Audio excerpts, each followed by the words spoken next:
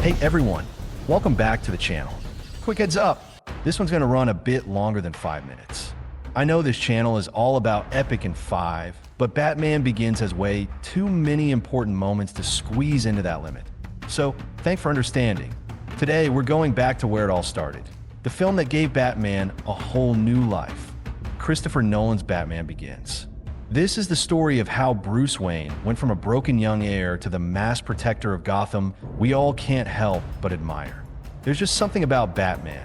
No superpowers, just pure willpower, fear, and determination. That's why we love him. So let's dive into the journey that forged the Dark Knight we know and love.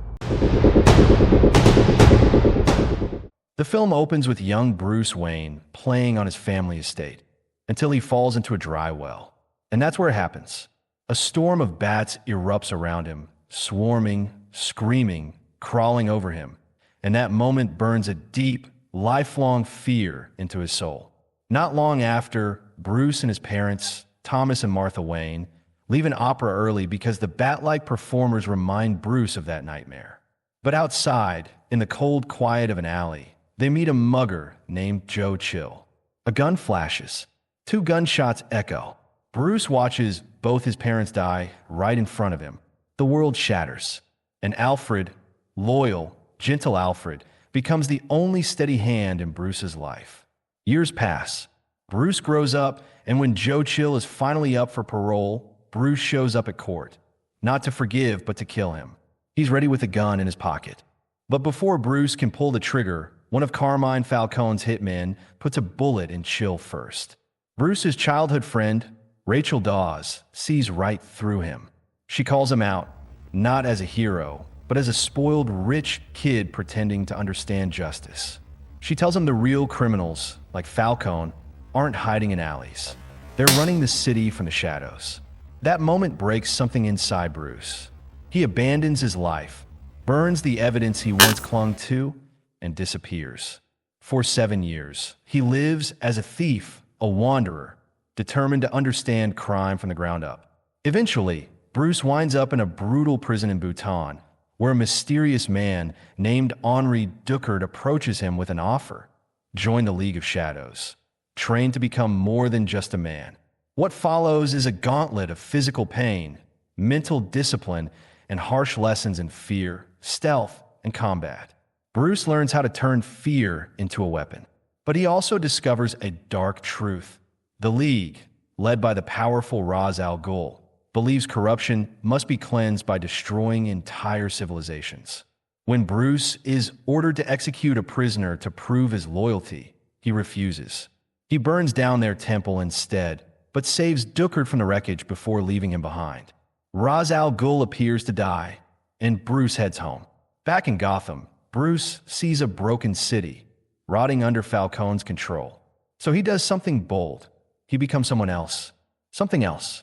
Using his company's hidden research division, now run by the brilliant Lucius Fox, Bruce builds his persona piece by piece. The Nomex armor, the gadgets, and of course the tumbler.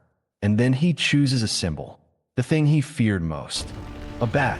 Batman rises. His first strike is explosive, hitting Falcone's drug shipment, taking down mobsters in the dark like a phantom. He captures Falcone himself and leaves him hanging, literally. What the hell are you? I'm Batman. Meanwhile, Rachel and the DA try to prosecute Falcone, but he gets transferred to Arkham Asylum under the care of Dr. Jonathan Crane, a psychiatrist with a terrifying secret.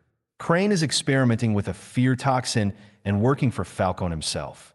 When Batman confronts him, Crane dons a burlap mask and becomes the Scarecrow, blasting Bruce with the toxin and forcing him to relive his deepest terror.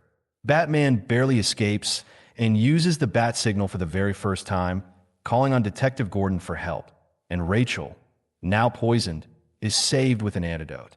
But things get worse. As Bruce throws a massive birthday party to protect his public image, an uninvited guest arrives, Henri Duckert. Except he reveals the truth. He is the real Ra's al Ghul, and the man Bruce thought he killed was just a decoy. He explains everything. Crane has been putting fear toxin into the city's water supply. All they need is a stolen microwave emitter to vaporize it, turning Gotham's drinking water into airborne madness. The League of Shadows isn't just back. They're here to finish Gotham once and for all. Ra's burns Wayne Manor to the ground. Alfred saves Bruce from the flames, and Bruce is left with nothing but the mission. Meanwhile, Arkham erupts into chaos. Crane unleashes his toxin, freeing criminals and turning the Narrows into a nightmare. Rachel fights back and takes down Scarecrow. Batman races to stop Ra's al Ghul, who's riding the monorail straight toward Wayne Tower, the epicenter of Gotham's water system.